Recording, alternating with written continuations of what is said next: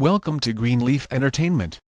Placing the objects to show you what I mean, here is how I would memorize the list. Stage 1, I wake up in my bedroom to find that I'm holding a fishing rod. At the end of the line is a huge slimy fish flapping frantically at the foot of my bed. I use all my senses. I see the rod arcing, I hear the spool clicking, I feel the pull of the line, I smell the foul, fishy odor, I touch its scales.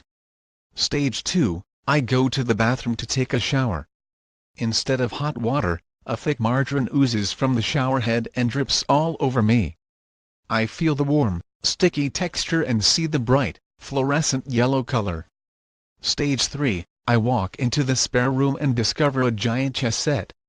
Like something out of Alice's Adventures in Wonderland, the pieces are coming alive. I can hear them shouting obscenities at each other, insulting each other's king and queen.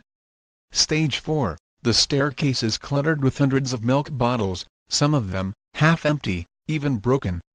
The milkman is standing at the bottom of the stairs, apologizing for the mess. I pick my way down the stairs, smelling the stench of decaying milk. I hear the noise of crunching glass, and the squelch of curdled milk underfoot. What was the milkman doing there in the first place? The more mental hooks and associations you gather, the greater your chances of recalling the item. Stage 5, I open the lounge door.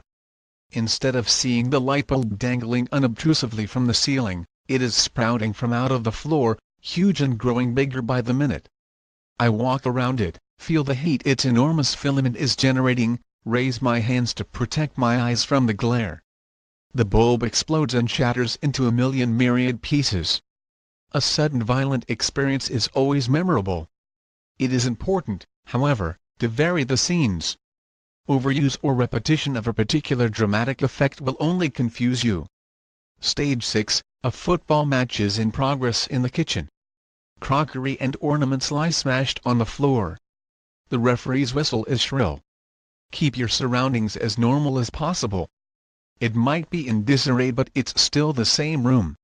When you come to remember a different list, the journey itself will still be the same, familiar and reliable.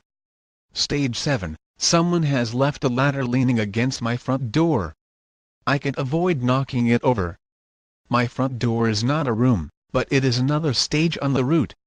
I try to gauge my reaction and timing. How quickly do I grab the rungs, or do I jump out of the way?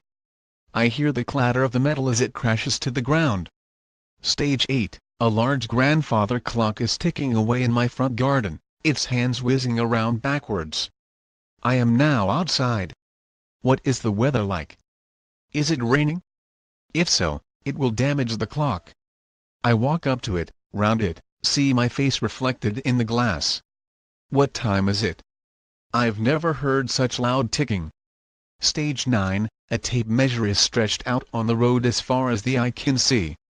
I press the release mechanism and listen to the shuffle of metal as the tape begins winding back into the spool at an ever-increasing rate. I see the end bobbing up and down as it catches against lumps in the road. I am frightened in case it whips past and cuts me. Stage 10, my opposite neighbor has placed a huge, unsightly bowl in his garden. Dog is written in garish red letters around the side.